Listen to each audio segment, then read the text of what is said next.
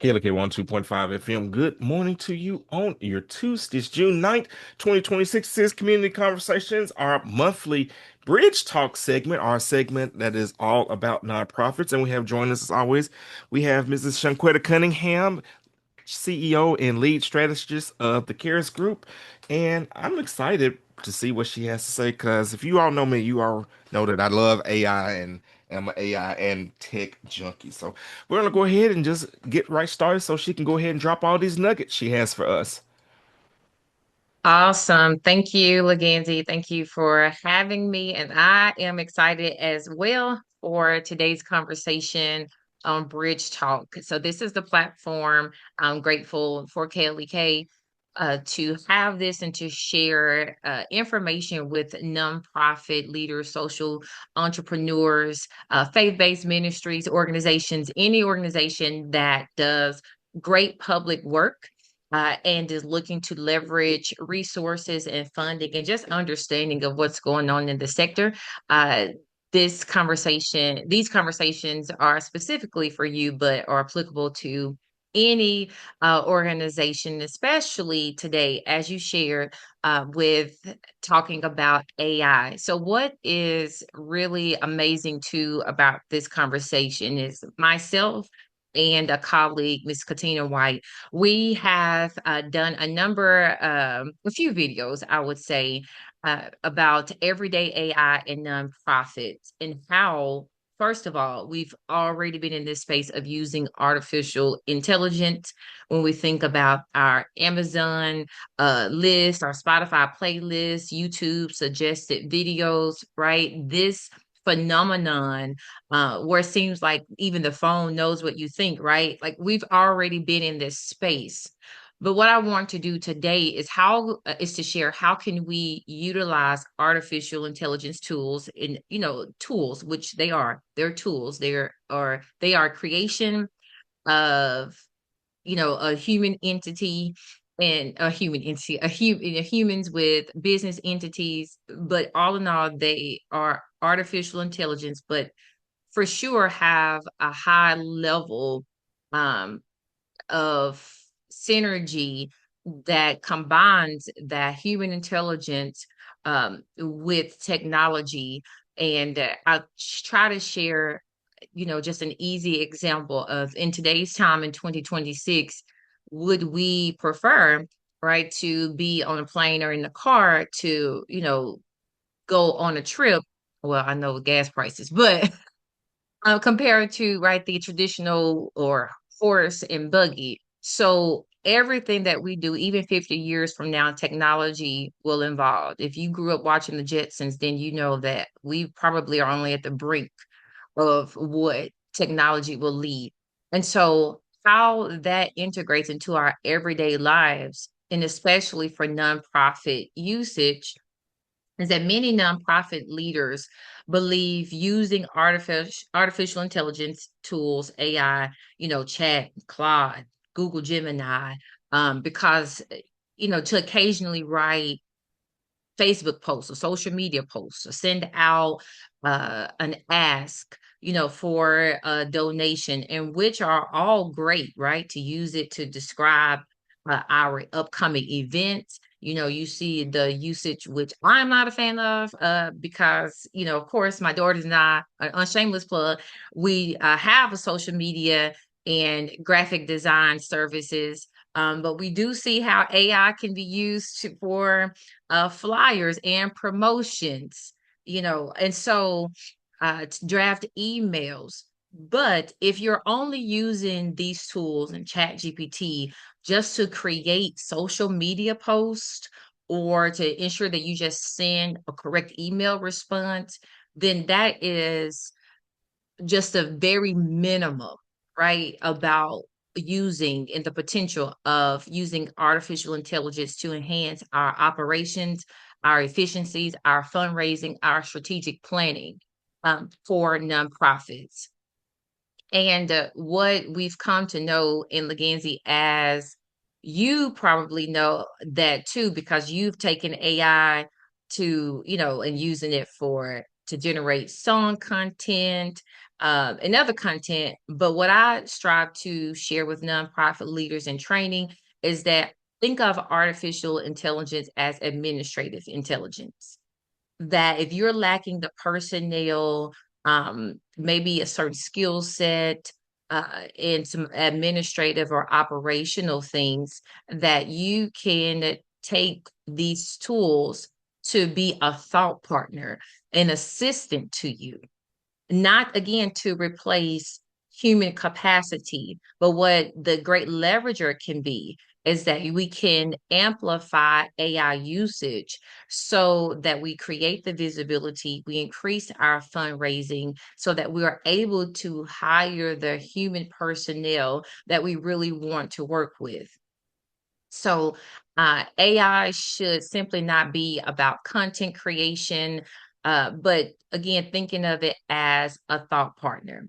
So, with that long introduction, I would like to share 3 ways nonprofit leaders can be thinking about increasing their usage with AI. Now, mind you, every time that I do a training or I share about AI, I do want to assure you that the other side of the consciousness of this conversation, right? What we're even thinking about, no, I'm not thinking about, but discussing in Arkansas about the data centers, and water usage and the unethical ways to which AI testing is being conducted in other countries, of how they have to look at gross content to decipher what's good and what's bad content, right? I definitely understand that, and continuing to educate myself as well on how do we to our optimal, level of being ethically conscious about using AI, what it takes, the environment, um, the disparities that come with this. And we know that with every advancement, there's another side. So that's not a disregard to that. And if you are thinking like, well, I'm completely against the AI, in usage, I understand some of the reservations. I also, again, want to share with you that uh, when you are driving, you're using Google Maps and different things, you're already immersed in artificial intelligence, whether you're going to directly use it or you benefit from the tools, right, that makes life easier. And so my encouragement is just to figure out what that medium and what that balance is for your organization, for your own safety in security of how you want to engage and integrate that at your own speed. All righty. So, 3 ways nonprofit leaders should be thinking about AI. Most nonprofit leaders are carrying the vision alone, and we know that is from data. If you are a nonprofit leader, one of the resources that I encourage you to follow is Candid, candid.org. They release a wealth of data, and they just released a report, right? How more than 60% of nonprofit organizations are classified as small nonprofits, maybe under the 50,000 threshold with 1 to 3 staff. And so it's very small, but doing amazing work. And this is where AI can again be the enhancer where there are deficits financially or with human support. And most nonprofit leaders, especially being small, are in that duality of answering the call to solve problems in their communities while also facing their own challenges. They're solving outside challenges and internal challenges. So beyond thinking about how can AI help create a flyer for me, or how can AI give me, the right words to say, to share on social media, as a strategic thought partner, here are some things that AI can help you do. For example, you can issue a prompt into ChatGPT or Claude to say, not just help me write a social media post to raise money, but broadening that, right? That's one of the things that I train nonprofit leaders on is, or what are the thought processes that I want this tool to generate for me that encompasses not just this the basis, or the surface of write a nonprofit, write a prompt or write a post, excuse me, to raise money, but let's up level that. What are 5 ways my nonprofit can diversify funding beyond grants? Or what weaknesses might a funder see in my current program model? What partnerships should I pursue if I serve youth in a rural community? Now we have AI thinking strategically rather than creating one time content. So, one, AI can be used as a strategic thought partner. Two, AI can be seen as a capacity building tool. And I pause because I just want to make sure. Can you see me, Leganzi? Because I can't see myself. I can. Yeah. Okay. All righty. Long as you see me, because I definitely can't see myself. Okay. Awesome. AI can be a capacity building tool. So again, as I've been sharing, many nonprofits may not can afford a full team of consultants or have the understanding of the value of hiring a consultant, an unshameless plug.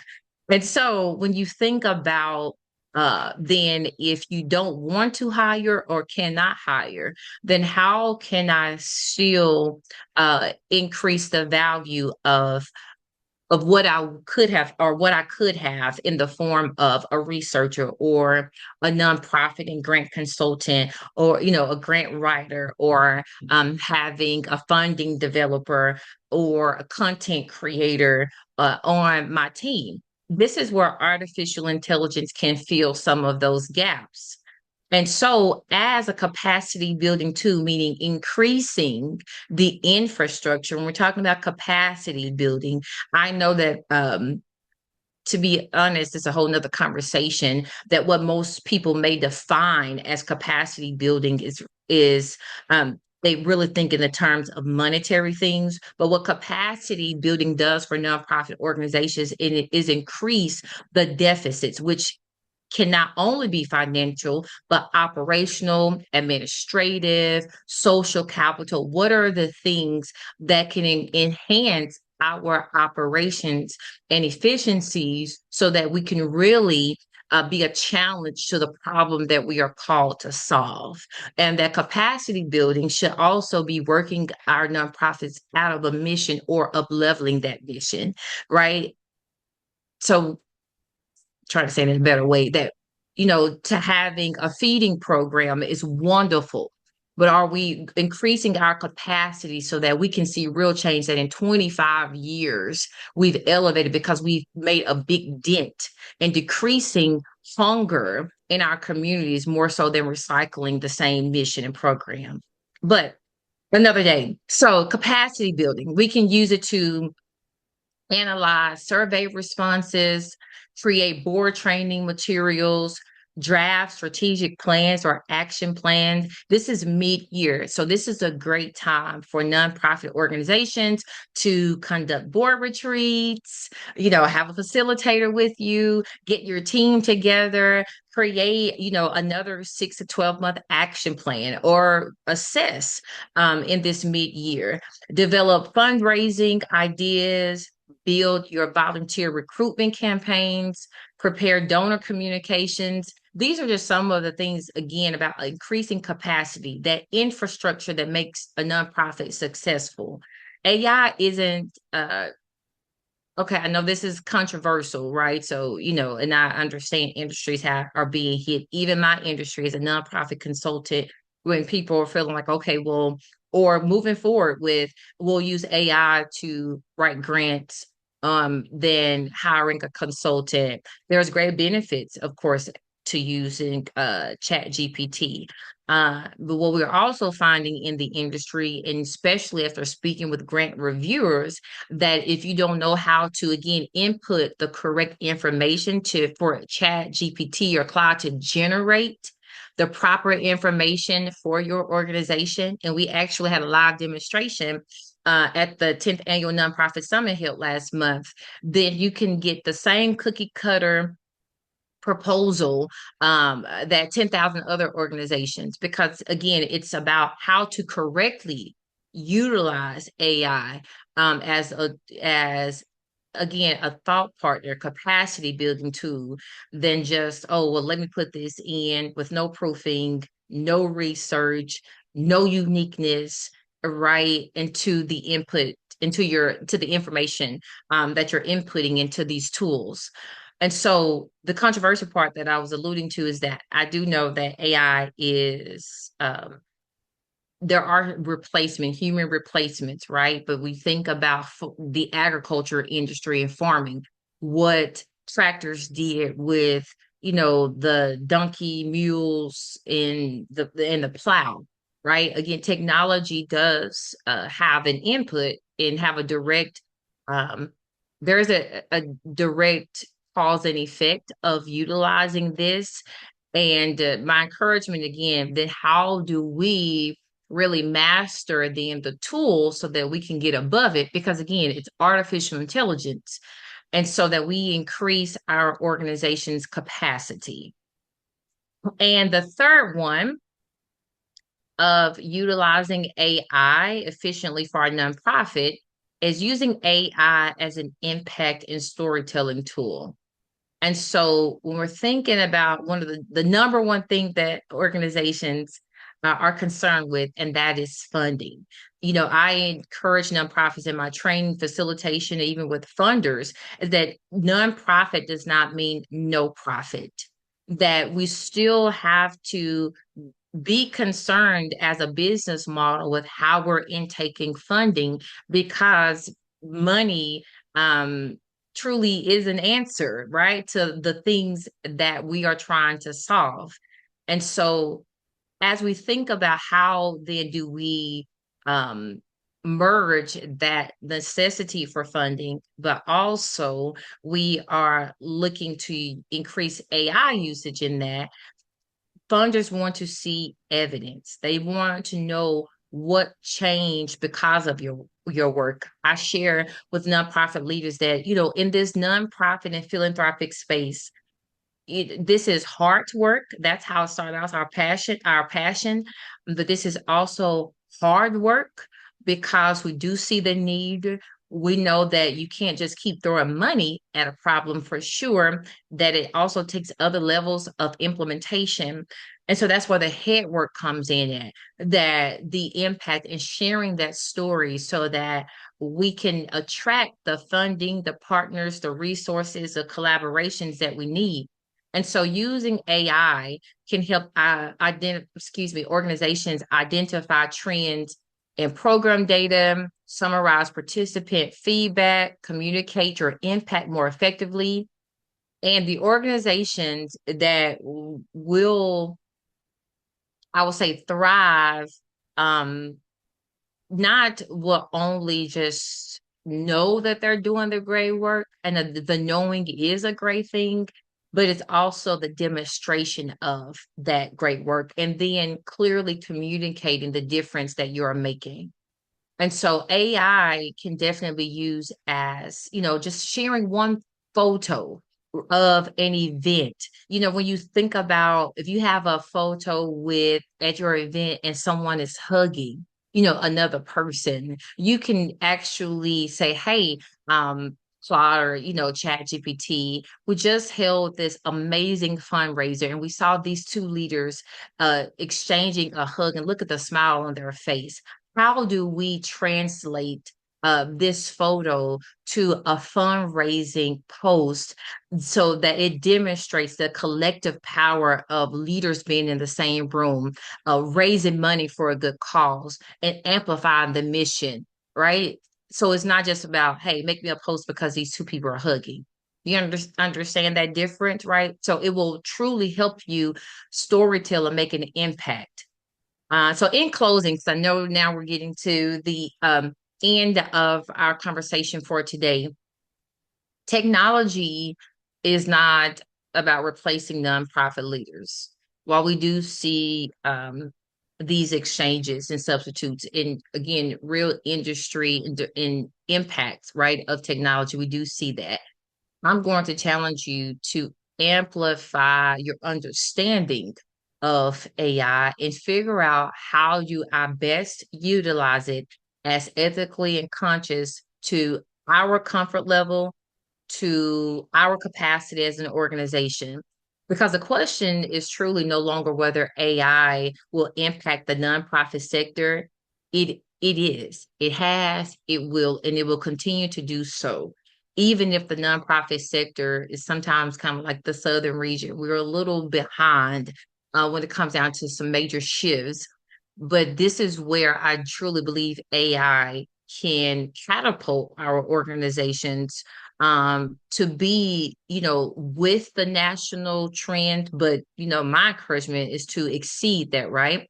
And so the question is whether your organization will learn how to leverage it strategically. But and again, if we're only utilizing these tools to create a minimum of a post or a flyer, you have so much to explore. And I love to help you do that. At Caris Group Consulting, we help nonprofit organizations move beyond using AI, as a casual tool and begin using it as a strategic implementation partner that will support your planning, funding, board governance, operations, and growth. Because truly, what I know will support your work and it amplify the impact that I know that every nonprofit organization wants to make. And that is working smarter, right? To stay mission focused and to get the resources that you need and deserve to do the work that you do. So that's all I have for today's Bridge Talk conversation on AI and nonprofits. We may continue this next month as well, because again, we're really at the tip of the iceberg. And I just know that there's just greater things that we can do and should do. So we can, increase the fullness of the impact of our nonprofit operations and leadership. That's all I have, Legansy. Hi, well, thank you so much. It's definitely been impactful. And the only thing that I would just add to it is if you are a nonprofit leader or just someone just who's listening in general, and you want to explore the ways in which AI can help you, just simply ask. Just tell it your problem. Say, hey, I got this problem. What do you suggest I do about it?